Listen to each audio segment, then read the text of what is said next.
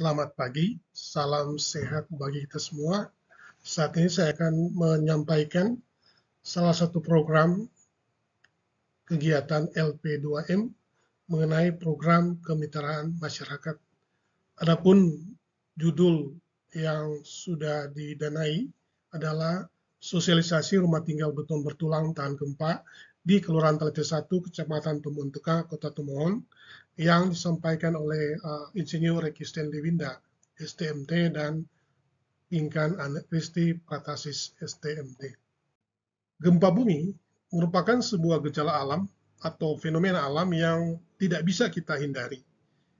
Tidak dapat kita ramalkan kapan akan terjadi dan berapa besar gaya gempa yang akan bekerja, serta akan menimbulkan kerugian baik harta maupun jiwa bagi daerah yang ditempanya dalam waktu yang relatif sangat singkat. Pada slide nomor 3 diperlihatkan kerusakan sebuah rumah akibat gaya gempa, di mana bahan bangunan yang digunakan tidak memenuhi standar, sehingga ketika terjadi gempa maka kerusakan akan terjadi. Pada slide selanjutnya diperlihatkan sebuah foto di mana rangka atap itu memikul beban berat sendiri dari atap yang sangat berat, di mana menggunakan atap genting, dan rangka yang menopang atap genting itu tidak kuat, sehingga kalau terjadi gempa maka akan terjadi kerusakan yang sangat parah pada bagian atap. Pada slide berikutnya diperlihatkan kerusakan gempa akibat material yang tidak memenuhi standar, di mana ketika terjadi gempa maka dinding bangunan akan mengalami kerusakan dengan sangat besar. Pada slide nomor 6 diperlihatkan juga material bata, dalam hal ini batako, yang hanya atau tidak memenuhi standar-standar yang berlaku, sehingga kerusakan yang terjadi akibat gempa tidak dapat dihindari. Bagaimana caranya membangun rumah yang memiliki kemampuan menahan gaya gempa serta memenuhi persyaratan-persyaratan teknis yang sudah ditetapkan dalam standar nasional Indonesia. Pada slide berikutnya diperlihatkan Dena. Sebelah kiri ini adalah Dena yang kurang baik, dan sebelah kanan ini Dena yang lebih baik dari yang sebelah kiri. Kenapa Dena sebelah kiri tidak baik? Karena kalau dilihat Dena sebelah kanan ini, udara yang berada di ruangan ini memiliki sirkulasi yang baik. Ada pintu dan ada jendela dalam arah yang berlawanan. Pada slide berikutnya diperlihatkan mengenai atap bangunan konstruksi yang harus didesain ringan dan sederhana. Atap bangunan yang baik itu ada yang di sebelah kanan lebih baik karena dia menggunakan bahan yang ringan dan sederhana. Sedangkan atap yang gambar sebelah kiri ini diperlihatkan yang tidak baik karena dia menggunakan atap yang berat, dan ketika terjadi gempa maka bangunan yang sebelah kiri ini akan mengalami kehancuran dibandingkan dengan bangunan yang sebelah kanan. Fondasi sebaiknya berada atau dibangun di atas tanah yang kering pada kedalaman kurang lebih 45 sampai 50 cm. Detailnya seperti ini, jadi ada urukan pasir, kemudian ada batu bela, kemudian ada batu susun, kemudian ada slope, kemudian ada tembok. Nah, sebaiknya itu fondasi sebaiknya dibuat atau direncanakan menerus mengelilingi bangunan tanpa putus. Jadi jangan ada jeda antara satu tempat dengan tempat yang lain, dan sebaiknya itu menerus. Kemudian fondasi dinding penyekat juga dibuat menerus. Jadi ruangan-ruangan itu dipasang fondasi, dan bila fondasi terdiri dari batu kali, maka perlu dipasang balok pengikat atau slope sepanjang fondasi tersebut. Ini ada gambar di mana slope mengelilingi bangunan atau rumah kita di atas fondasi kali.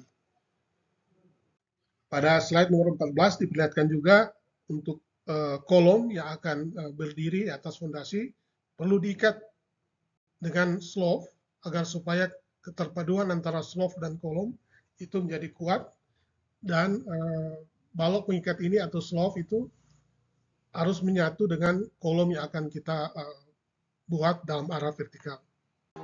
Untuk bangunan yang berdiri di daerah yang rawan gempa, maka perlu ada perkuatan untuk balok fondasi, kolom praktis, dan balok pengikat atau ring balok.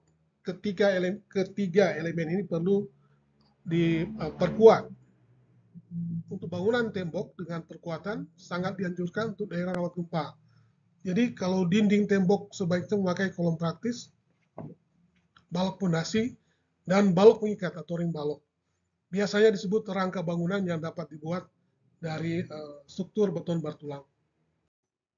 Ini ada ikatan antara tiang kolom sebagai pengaku untuk dinding dengan slope, di mana tulangan itu masuk ke slope dan dibelokkan ke arah mendatar dengan sudut tertentu, sehingga hubungan antara kolom dan balok atau slope itu menyatu. Pada slide berikutnya diperlihatkan ikatan kolom struktur dengan balok dan ring balok. Ini join atau sambungan antara ring balok dan kolom harus dibuat sedemikian rupa agar menyatu dengan baik.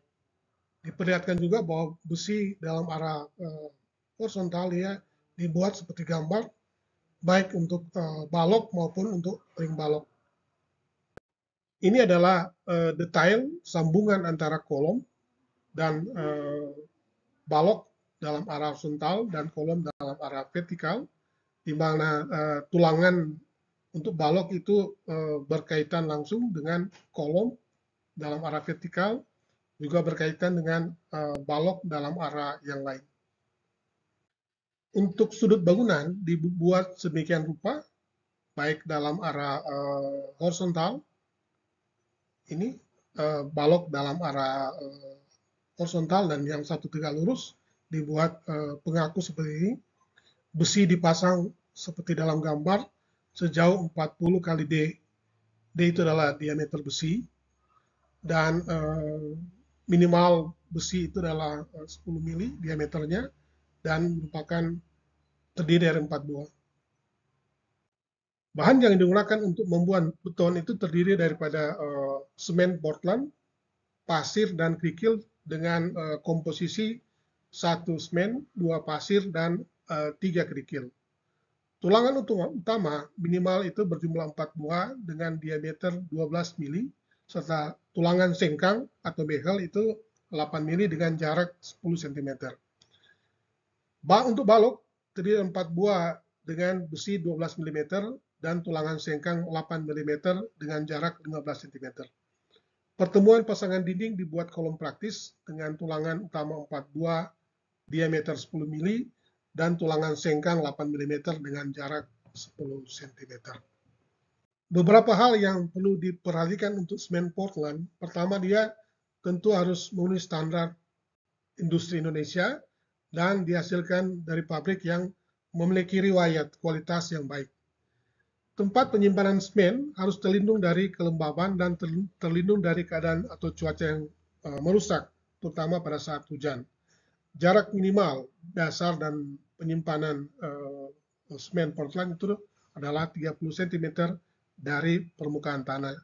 Jadi semen tidak boleh diletakkan di atas tanah, tapi harus diletakkan sedemikian rupa supaya ada jarak antara permukaan tanah dan papan tempat menyimpan semen sebesar jaraknya itu minimal 30 cm. Pasir harus bersih dan bebas dari gumpalan tanah liat, zat alkali, bahan organik, dan kotoran lain yang merusak.